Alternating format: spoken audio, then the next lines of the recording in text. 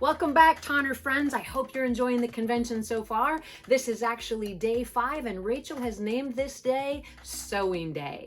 If you're a sewer like me, you may call every day Sewing Day, but this particular one is especially exciting because it is part of TonnerFest, and today we'll be sewing the bucket list jacket. Part of the fun of coming out with a new pattern is always trying to determine what the name should be. With so many designs already available, sometimes that can be a real challenge. Because there is a bucket hat included in the pattern, I started thinking about what a bucket list looks like and what would be on mine. As many of you know, I've been sewing for dolls for a really long time. So for me, I was fortunate enough to already get one of my items marked off my bucket list, which was to meet Robert Tonner in person. He is as amazing as you guys probably imagine. Not only is he creative, he's also super kind and a really friendly person. It really has been an honor and a privilege to sew for so many different dolls that he's come out with over the years. Now, another item that was recently marked off my bucket list was meeting Rachel Hoffman and visiting Turn of the Century Antiques. We had a fantastic time, and I really appreciate the opportunity to collaborate with the Virtual Doll Convention again, bringing you the Ellowyne release bucket list pattern. I'm going to be making the jacket out of a upcycled skirt that I bought at the thrift store, and I'm going to line it with the same cotton fabric that I used to make the companion dress that's included in the pattern, and I also lined the hat with that as well. So in order to get started, we're going to lay out our pattern pieces, get it cut out, and start our sewing process.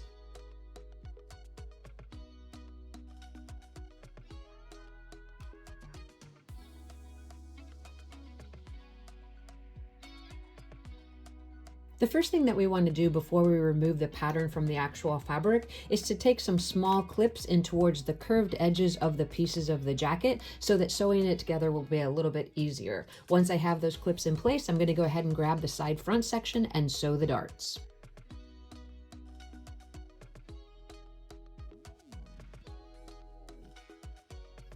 To mark the placement of the actual darts, I just set it over the piece on the wrong side, put a hole in it where the dart ends at the apex, press through with my heat erasable marker, and position the dart. Once I have that point in place, I just add a pin right to the end so that I know right where that dart needs to stop.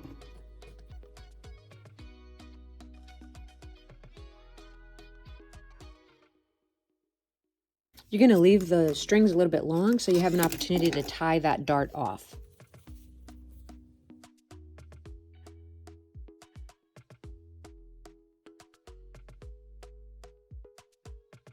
Next, we'll tie the darts off and we'll press the darts down.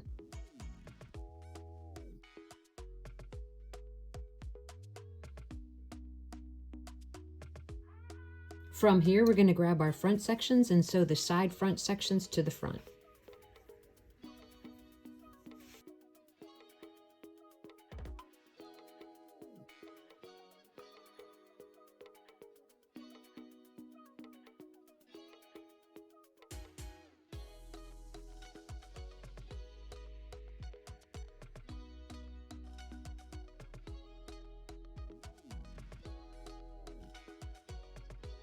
We're going to press those seams open, then we're going to grab the back sections and sew the side back sections to them.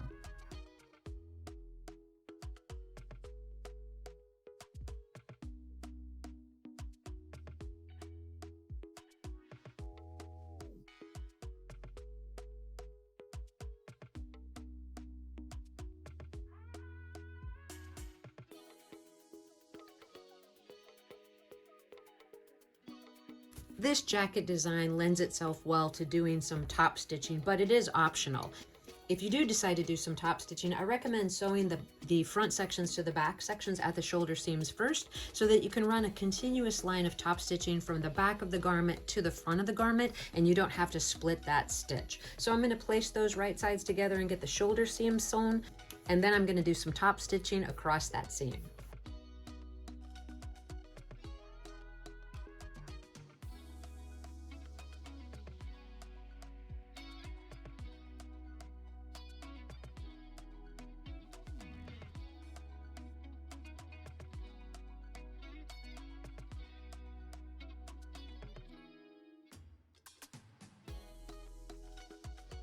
So here's a view of the top stitching after I finished it. I decided in this case I'm just going to do one line of stitching, and I chose to do that on the inside of the line. It really doesn't matter whether you do it on the inside or the outside, you just want to make sure you do it in the same location on both sides of the jacket.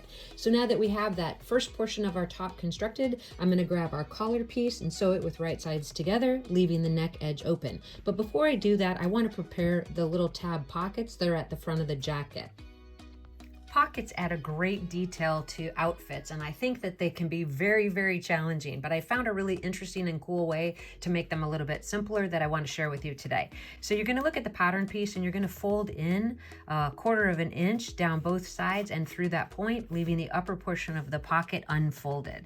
You're just going to press that very carefully with your iron, and be careful of your fingers that you don't actually burn them as well.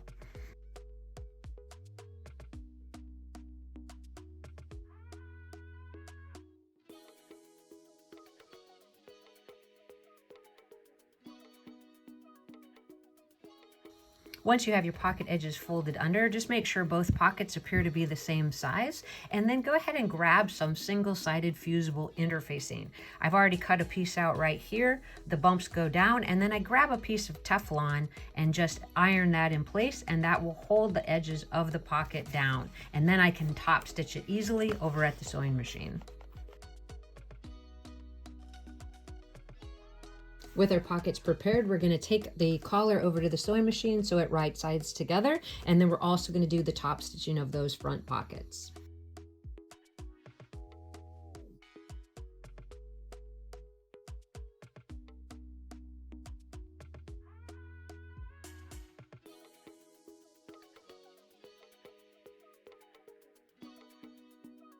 With the collar sewn, we're going to trim in towards that seam allowance, turn the collar right side out, and give it a press. And then at that point, I'm going to add a little bit of top stitching detail around the collar as well.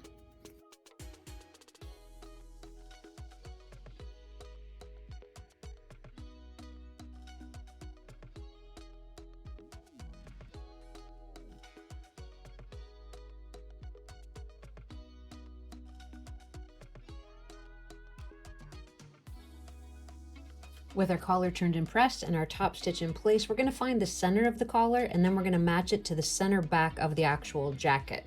So I've already put a pin here where the center back is.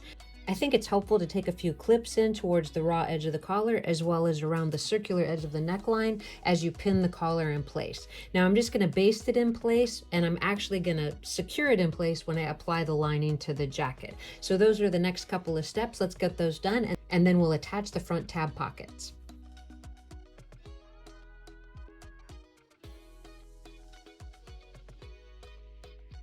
Once you have your collar pinned in place, you do want to ensure that there's an equal distance of jacket past that finished edge of the collar. That's going to just make sure that the jacket finishes well at the front. So in this case, I'm pleased with the placement of that. I'm going to baste it in place, and then we'll move on to the next step.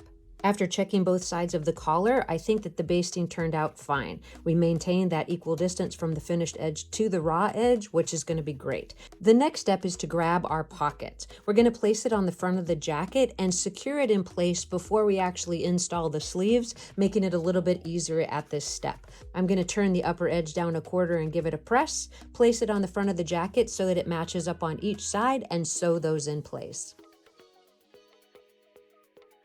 We're making great progress on the jacket so far. We're going to set this piece aside for a minute and start working on the sleeves. We have a front and back of the sleeve with a vent right at the wrist, so make sure as you sew the seam here, you're going to stop there and reinforce.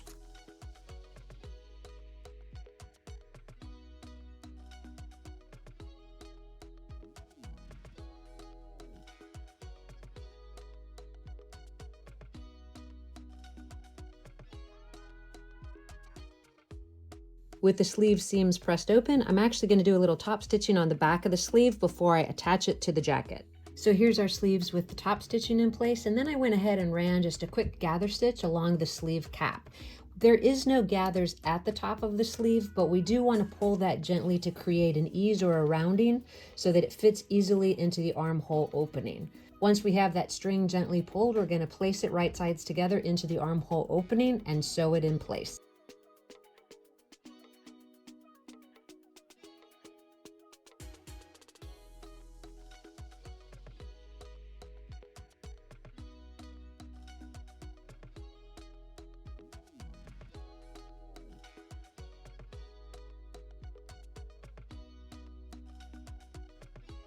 Well, we've got our sleeves sewn on and I think everything is coming together really, really good. So we're gonna look to the inside, we're gonna trim back the seam allowance on the inside of the sleeves, then we're gonna place the jacket right sides together and sew the side seams.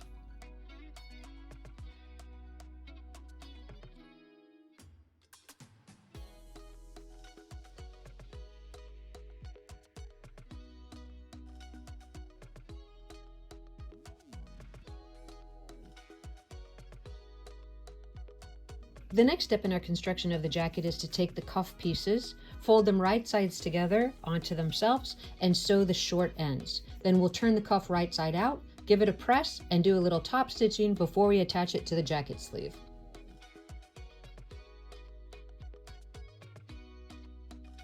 With the cuffs sewn, turned, and pressed, we're going to take the sleeve of the jacket, pin the cuff with it right sides together, matching right up to the finished edge of the vent, sew it in place, and then we'll start the lining pieces.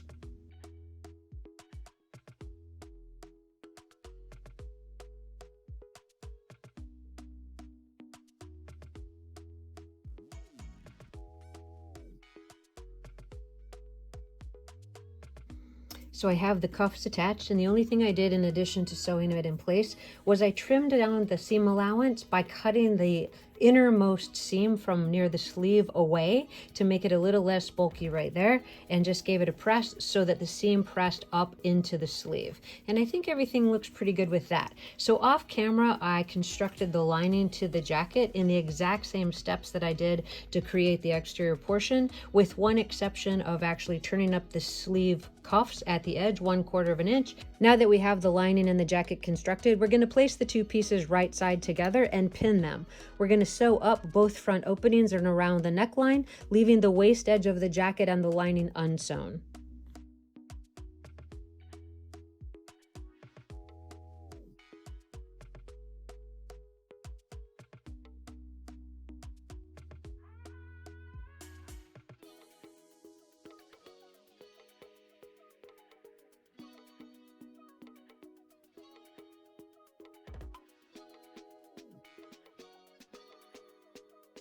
Once you have the lining sewn to the jacket, you want to check both sides as you do with all steps in the construction, and make sure that you haven't created any unnecessary puckers or tucks in the actual seam. And everything looks to be pretty good. You also want to feel right here to make sure that there's an equal distance from that finished edge to the beginning of the collar. That's where the actual snaps are going to go. And I can feel just with my finger that that placement seems appropriate. So I'm going to clip in towards that seam allowance, turn the jacket right side out, and give it a press.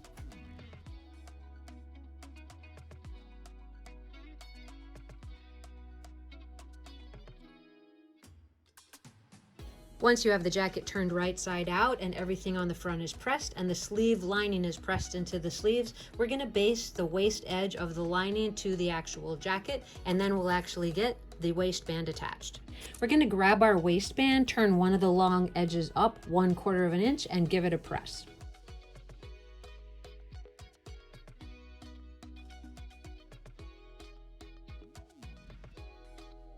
From there, we're going to grab the jacket and place it right sides together.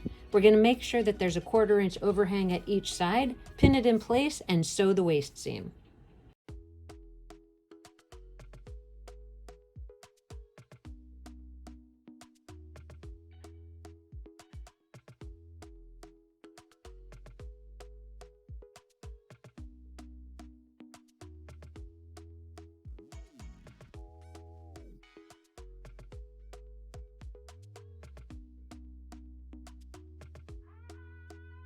We're going to press the jacket right at the waist edge and give a top stitch along that seam.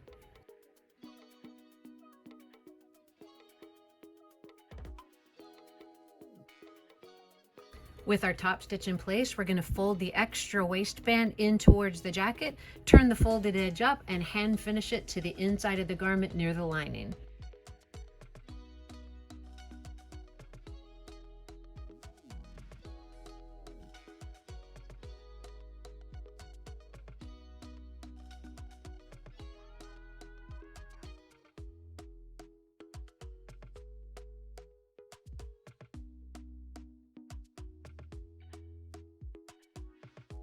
So here we have it. The jacket is just about complete. All we have left to do is just add a couple of snaps, a few decorative buttons down the front, and get those final photographs on the doll.